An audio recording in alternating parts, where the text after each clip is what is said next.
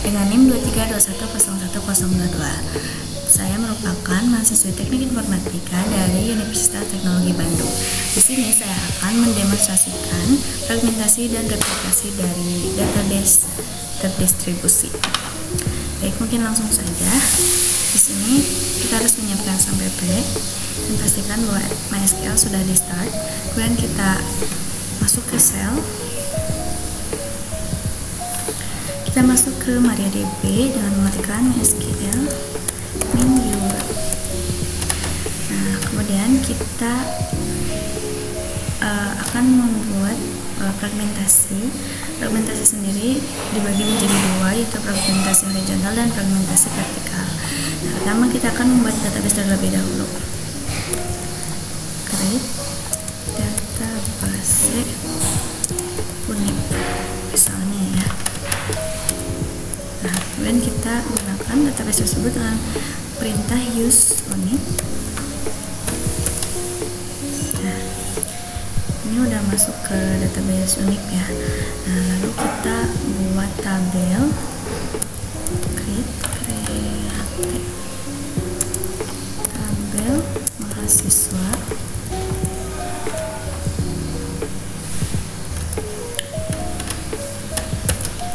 Misalnya NIM varchar 10 sebagai primary key. Kemudian nama varchar, datanya varchar kita kasih 50. Kemudian prodi kita kasih varchar, kita kasih 30. Lalu kota varchar juga kita kasih 30. Oke.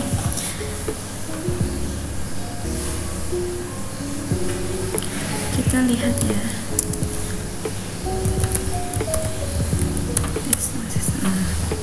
Sudah ada tabelnya. Kemudian kita akan memasukkan data ke dalam tabel mahasiswa dengan perintah insert into mahasiswa values. Misalnya 23210122. Namanya misalnya Gina. Seperti ini. Dan prodinya Teknik Informatika, asalnya Bandung. Oke. Kemudian kita masukkan data yang kedua, misalnya NIM-nya 23210103. namanya kita ubah menjadi Melvin, kemudian TF dan Bandung juga. Dan yang ketiga kita masukkan akhirnya 30, kemudian namanya Yancy, dan ininya misalnya FK, harus kedokteran, dan kotanya misalnya Bandung, Jakarta.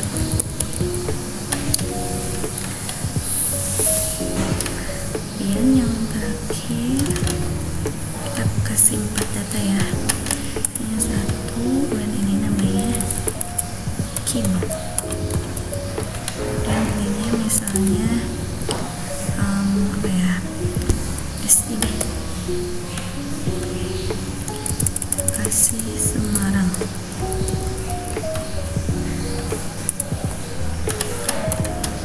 Oke, kita lihat ya datanya tentang mahasiswa. Nah, sini kita sudah membuat tabel dan berisikan data-data. Nah, pertama saya akan mempresentasikan atau mendemonstrasikan bagaimana fragmentasi horizontal dan vertikal. Nah, di sini kan kita sudah punya database-nya ya. Nah, fragmentasi horizontal sendiri itu adalah fragmentasi yang membagi tabel berdasarkan baris atau tupel, misalnya sebaris ini. Nah, ini disebut dengan fragmentasi horizontal. Sedangkan kalau fragmentasi vertikal itu membagi tabel berdasarkan kolom, misalnya hanya kolom nama dan prodi, berarti hanya menampilkan nama dan prodi saja gitu. Nah, mungkin langsung kita mulai saja ya. Misalnya di sini saya akan mencontohkan fragmentasi horizontal. Create tabel mahasiswa Bandung. Jadi kita membuat tabel baru di mana nama tabel itu nama tabelnya mahasiswa Bandung. S itu sebagai ya. Kemudian select bintang mahasiswa, where kondisi dimana itu kota sama dengan Bandung. Oke, tabel baru dengan nama tabelnya mahasiswa Bandung, di mana tabel tersebut diambil dari tabel mahasiswa yang mana kotanya itu data kotanya itu Bandung semua gitu. Kemudian kita tampilkan ya, select bintang mahasiswa Bandung. Nah, ini kan seperti yang tadi sudah dijelaskan bahwa fragmentasi horizontal itu berdasarkan tupel atau baris. Nah, yang Bandung itu ada dua, yaitu dengan NIM ini dan nama Gina serta Melpi. Maka yang ditampilkan hanya dua data di mana kotanya Bandung, karena tadi kondisinya berdasarkan kota Bandung. Lalu kita contohkan yang fragmentasi vertikal. Kalau fragmentasi vertikal itu berdasarkan kolom. Misalnya kita create tabel mahasiswa identitas as select bintang select name nama from mahasiswa. Nah, jadi kita membuat tabel baru di mana nama tabelnya mahasiswa identitas atau identitas mahasiswa, di mana menampilkan NIM dan nama dari tabel mahasiswa gitu. Oke, kita tampilkan select bintang from mahasiswa identitas. Nah, jadi kan kita hanya ingin menampilkan atau menyelect NIM dan nama saja, maka yang muncul data dari NIM dan nama saja. Selanjutnya saya akan menjelaskan mengenai replikasi data. Nah, replikasi data itu sendiri adalah proses menyalin dan menyimpan salinan data yang sama di lebih dari satu lokasi dalam sistem basis data terdistribusi. Seperti biasa, kita masuk ke SAMPP dan kita masuk ke sel. Kita masuk ke MariaDB.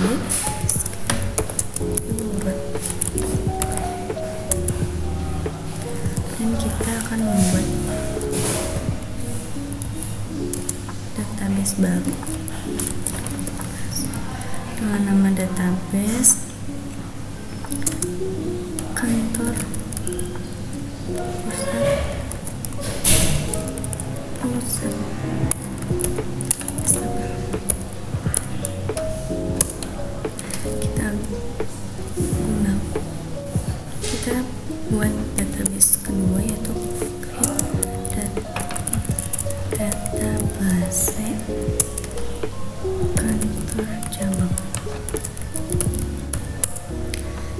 Pertama kita masuk ke database kantor pusat.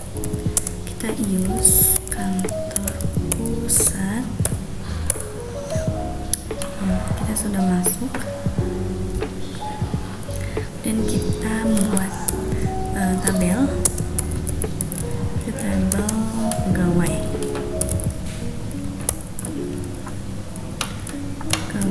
Misalnya ID pegawai parcar, kita kasih 10. Kemudian nama parcar juga kita kasih 50. Lalu jabatan kita kasih parcar juga. Parcar kita kasih 30. Lalu kantor kita kasih parcar 30. Kita itu kita lihat tabelnya.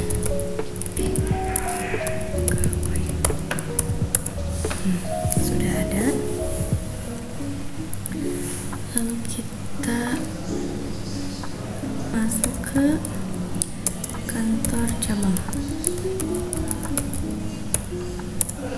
Kita buat tabel, create tabel pegawai juga.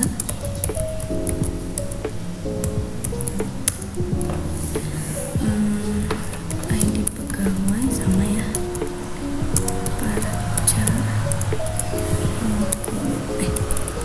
10 deh. Nama parcar 50. Kemudian jabatan parcar 30 dan kantor parcar 30 juga. Kita pegawai.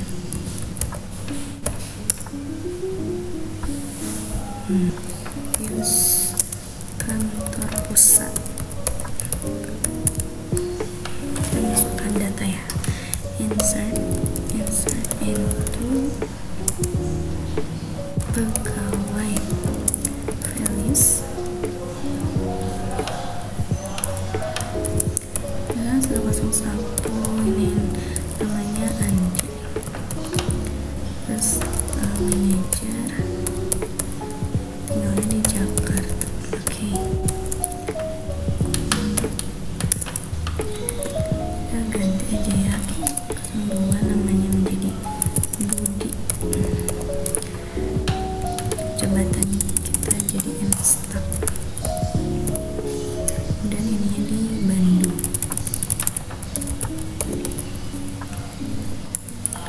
Kemudian ininya data ketiga kita ganti namanya menjadi Cewek Citra. Lalu ini staf, tapi domisilinya atau kotanya kita di Jakarta. Oke, 4. Misalnya Dedi supervisor. Ini misalnya tuh Bandung.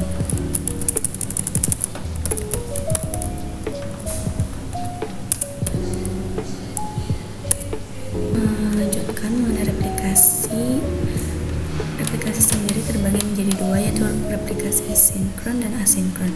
Sinkron sendiri yaitu data di semua salinan diperbarui secara serentak. Nah, kita kan sudah mempunyai database 2 ya, tadi kantor pusat dan kantor cabang. Kemudian di dalamnya juga sudah ada tabel, yaitu tabel pegawai, dan untuk di kantor pusat itu sudah ada isinya atau sudah ada datanya. Nah, lalu kita mencoba untuk replikasi sinkron. Kita masukkan lagi data ke database atau ke kantor pusat ya. Satu pegawai values nya 1/6, kemudian namanya jabatannya HRD, dan domisilinya Bandung. Nah, ini kan kita masukkan ke database kantor pusat. Nah, lalu kita segera replikasi ke kantor cabang. Kita masuk dulu ke database kantor cabang, lalu kita masukkan lagi data yang tadi insert into pegawai values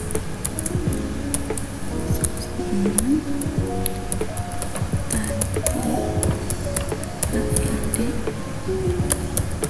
dan Bandung.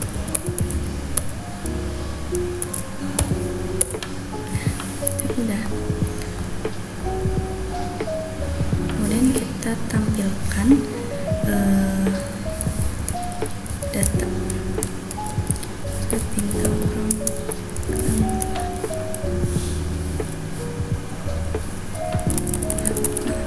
pegawai. Sudah ada, dan kita kembali ke kantor pusat. Kita lihat datanya. Select pintu pegawai. Ada juga ya. Nah, lalu kita buat replikasi yang kedua, yaitu replikasi asinkron. Replikasi asinkron tersebut merupakan data diperbarui di satu tempat lalu disalin belakangan ke lokasi lain. Jadi kayak kita mau ada data di kantor cabang, bukan kita replikasi ke kantor pusat, maksudnya kantor pusat ke kantor cabang. Tapi tidak langsung seperti ini, tapi kayak menunggu beberapa menit atau delay lah. Nah, kita coba juga ya. Misalnya kita masuk ke kantor pusat, ini udah di kantor pusat, kemudian insert into pegawai values, misalnya 107, namanya pelajar, kemudian jabatannya staff, ininya Surabaya.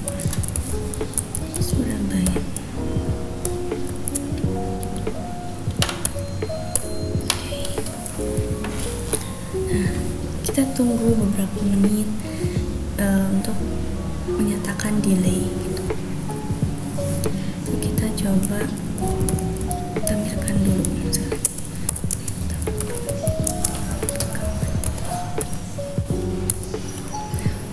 Sudah masuk, kemudian kita masukkan, kita berubah atau kita ganti menjadi kantor cabang.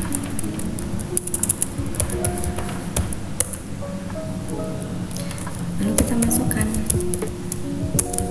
seperti yang tadi.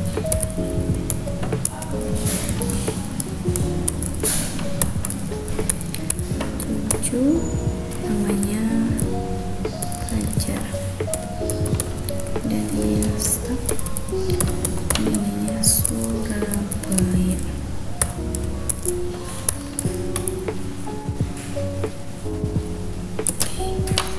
Select.